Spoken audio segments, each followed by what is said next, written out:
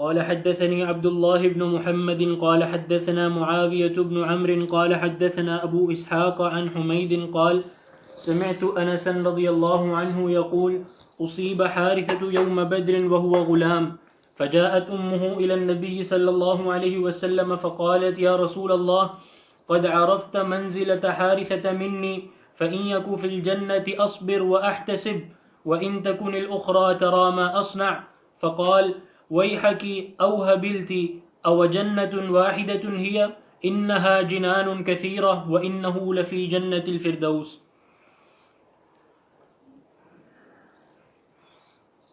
یہ حدیث یہ سیدنا انس بن مالک رضی اللہ عنہ کی روایت سے فرماتے ہیں کہ اصیب حارثۃ یوم بدر، حارثہ یہ حارثہ بن نعمان جنگ بدر میں شہید ہو گیا، جنگ بدر میں شہید ہو گیا، وہ غلام چھوٹا بچہ تھا۔ چھوٹے بچے کا معنی یعنی بہت بڑی عمر نہیں تھی، کم سنی تھی، کم عمری تھی، اور اس کو اس لیے نبی علیہ السلام نے مقاتلین کی صف میں نہیں کھڑا کیا تھا، لڑنے والوں میں، بلکہ نظارہ میں رکھا تھا۔ نظارہ جو نگرانی کریں، ترصد کریں، ادھر ادھر کی خبریں اور پہرا چوکیداری وغیرہ، تو یہ نظارہ میں تھے۔ یہ ایک مبہم تیر آیا، پتہ نہیں چلا کس نے یہ چلایا تھا، وہ اس کو لگ گیا اور یہ شہید ہو گیا، تو اس کو شہادت کا رتبہ ملا۔ ان مجاہدین کے ساتھ جو بھی جائے گا وہ جیسے بھی مرے فوت ہو وہ شہید ہے۔ ابھی میدان جہاد میں نہیں پہنچے، رستے میں فوت ہو گیا وہ شہید ہے، لوٹتے ہوئے مر گیا وہ شہید ہے، یا میدان جہاد میں کوئی بھی ڈیوٹی ہو، چوکیداری کی ہو، پہرے داری کی ہو، ترصد کی ہو، نگرانی کی ہو، یا وہ لڑنے والوں میں ہو، اگر اس کی موت آ گئی وہ شہادت کی موت ہے۔ یہ دین اسلام کا عظیم شرف اور جہاد کی فضیلت کہ جو بھی اس میں شریک ہوگا جیسے بھی اس کی موت آ جائے وہ شہادت کی موت ہے۔ چنانچہ حارثہ بن نعمان نظارہ میں تھا، چوکیداری نگرانی یہ اس کو تفویض کیا گیا تھا، تو ایک تیر اس کو لگا اور یہ شہید ہو گیا۔ فجاءت امہ الی النبی صلی اللہ علیہ وسلم، تو اس کی والدہ نبی علیہ السلام کے پاس آئی، فقالت، اور کہا یا رسول اللہ قد عرفت منزلۃ حارثۃ منی، آپ جانتے ہیں کہ حارثہ کا میرے ساتھ کیا تعلق تھا، میرا بیٹا تھا، آپ جانتے ہیں اس کا مجھ سے کیا تعلق تھا۔ تعلق یہ تھا کہ یہ اکلوتا اس کا بیٹا تھا، شوہر بھی نہیں تھا اس کا، بھائی بھی نہیں تھا، کوئی رشتہ دار بھی نہیں تھا، بس یہ ایک ہی بیٹا تھا جو اس کی خدمت کرتا تھا، اس کو کھلانے پلانے کی اور جو بھی اس کی ضروریات انہیں پورا کرتا تھا، اور یہ جنگ بدر میں شریک ہوا اور شہید ہو گیا۔ تو آپ جانتے ہیں کہ حارثہ کا مجھ سے کیا تعلق تھا، بڑی خدمت کرتا تھا اور سارے حقوق کا خیال رکھتا تھا، اور وہ میرا زندگی کا واحد سہارا تھا، اور کوئی نہیں، شوہر بھی نہیں، بھائی بھی نہیں، کوئی رشتہ دار بھی نہیں، کوئی بیٹی بھی نہیں، بس وہ ایک ہی بیٹا میری کل کائنات تھا، اور وہ جنگ بدر میں آپ کے ساتھ شہید ہو گیا۔ فَإِن يَكُ فِي الْجَنَّةِ، اب مجھے ایک بات اذیت دے رہی ہے کہ میرا بیٹا اللہ نے قبول کیا یا نہیں کیا، میرے بیٹے کو اللہ تعالیٰ نے قبول کیا یا نہیں کیا۔ اگر وہ جنت میں ہے تو اصبر واحتسب، پھر میں صبر کر لوں گی اور صبر کر کے اللہ سے اجر لے لوں گی۔ وَإِن تَكُنِ الْأُخْرَى، اور اگر معاملہ دوسرا ہے تو تَرَى مَا أَصْنَعُ، پھر آپ دیکھیں کہ میں کیا کروں گی، مانا بہت روؤں گی اور بہت زیادہ جزا فضا کروں گی اور بڑا تضرع کا اظہار کروں گی، کیونکہ پھر صبر کے بندھن ٹوٹ جائیں گے۔ اگر بیٹا جنت میں گیا تو پھر تو ممتا کو قرار آ جائے گا اور صبر کر لوں گی، لیکن اگر جنت میں نہیں گیا اور اللہ نے میرے بیٹے کو قبول نہیں کیا تو پھر مجھے صبر نہیں رہے گا، بڑا روؤں گی، بڑا جزا فضا کروں گی۔ کیونکہ ایک بات یہ گردش کر رہی تھی کہ حارثہ کو یعنی میدان احد میں شہادت نہیں ملی بلکہ ایک انجانے تیر سے یہ فوت ہوا، تو پتہ نہیں یہ موت کس کھاتے میں جائے گی۔ یہ چیز ام حارثہ کو بھی پریشان کر رہی تھی، تو اللہ کے نبی کے پاس آ گئی کہ مجھے خبر دیجئے میرا بیٹا کہاں ہے، اور میرے بیٹے کو اللہ تعالیٰ نے قبول کیا یا نہیں کیا۔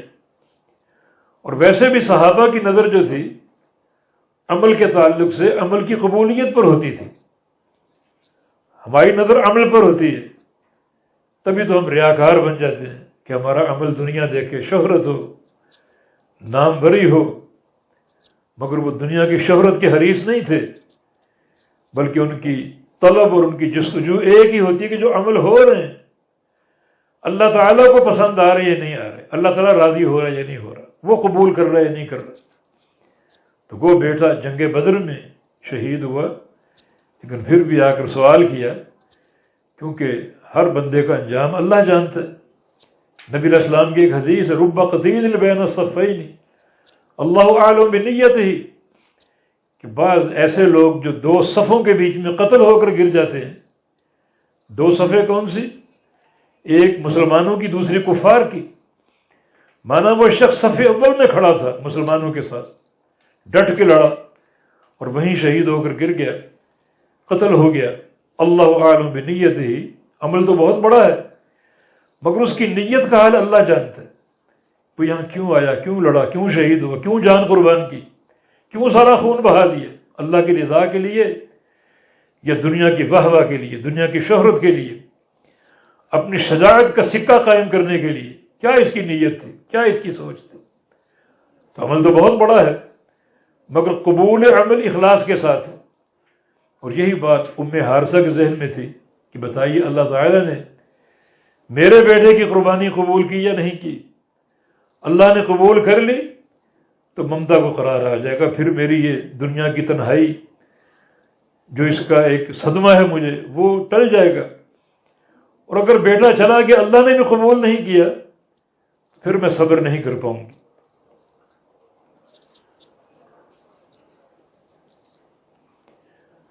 تو رسول اللہ صلی اللہ علیہ وسلم نے ارشاد فرمایا، ویحکی ابا حبلتی، ام حارثہ افسوس ہے، ابا حبلتی، کیا تو اپنی عقل گم کر چکی، ہوش و حواس گم کر چکی ہو، کھو چکی ہو؟ ابا حبلتی، ان بیٹے کی جدائی پر اتنا صدمہ کہ تمہاری عقل تمہارے ٹھکانے نہیں ہے، ہوش و حواس تمہارے گم ہو چکے ہیں۔ سنو اب جنت واحدۃ ہی، کیا وہاں ایک جنت ہے؟ نہیں، انہا جنات کثیرہ، جنتیں بہت سی ہیں۔ وَإِنَّهُ لَفِي جنت الفردوس، اور تیرا بیٹا جنت الفردوس میں ہے جو سب سے اعلیٰ جنت ہے، جو رحمان کے عرش کی، رحمان کا عرش اس جنت کے اوپر، اس جنت کا چھت، اس پر رحمان کا عرش ہے، سب سے اعلیٰ جنت، سب سے افضل جنت۔ تیرے بیٹے کو اللہ تعالیٰ نے جنت الفردوس عطا فرمائی ہے۔ یہ ایک شہید کا مقام، اور یہی حصہ باب سے متعلق ہے، باب صفت الجنہ، جنت کی صفات۔ تو جنت کی صفات میں سے ایک صفت یہ ہے کہ جنتیں بہت سی ہیں اور سب سے اعلیٰ جنت جنت الفردوس ہے۔ اور یہ حدیث حارثہ بن نعمان کی فضیلت پر بھی مشتمل ہے، اور ان کی والدہ کی بھی، کہ جن کی جو اصل نظر تھی وہ قبول عمل پر تھی، اور یہی ہماری نظر ہونی چاہیے۔ ہم اعمال کے ڈھیر تو لگاتے ہیں مگر ریاکاری کے خوگر کہ دنیا کو ہمارے عمل کی اطلاع ملے، واہ واہ ہو، لیکن اصل چیز یہ ہونی چاہیے کہ عمل اللہ کے ہاں قابل قبول ہے یا نہیں۔ اور جو حارثہ کو مقام ملا جنت الفردوس کا، ایک تو میدان بدر میں شہید ہوئے، اور دوسرا اس کے اس مقام کی وجہ ایک اور، امام بخاری رحمہ اللہ ایک حدیث لائے ہیں ادب المفرد میں، جس میں آپ نے فرمایا کہ میں نے جنت میں قرآن پڑھنے کی آواز سنی، قرآن کی تلاوت کی آواز سنی۔ جب میں نے غور کیا تو آواز حارثہ کی تھی، پھر فرمایا کہ کذالک البر کذالک البر کذالک البر، یہ صلہ ہے ماں کی خدمت کا، کیونکہ حارثہ بن نعمان کان بارا لامہ، اپنی ماں کے بڑے خدمت گزار تھے. تو حارثہ جنت میں قرآن پڑھ رہا ہے اور اللہ نے یہ آواز اپنے نبی کو سنائی، یعنی یہ فضیلت، یہ شرف ان کو دیا. اس شرف کی بنیاد کیا تھی؟ ماں کی خدمت. حالانکہ جنگ بدر کا شہید ہے، مگر یہ صلہ ان کو ماں کی خدمت سے ملا. تو فرمایا کہ میں نے جنت میں قرآن کی آواز سنی، غور کیا تو آواز حارثہ کی تھی، کذالک البر کذالک البر کذالک البر. ماں کی خدمت کا، حسن سلوک کا یہی صلہ ہے جو اللہ تعالیٰ اس طرح عطا فرماتا ہے. وفقنا اللہ وإياكم وصلی وسلم علی نبینا محمد وعلى آلہ وصحبہ وأہل طاعتہ اجمعین.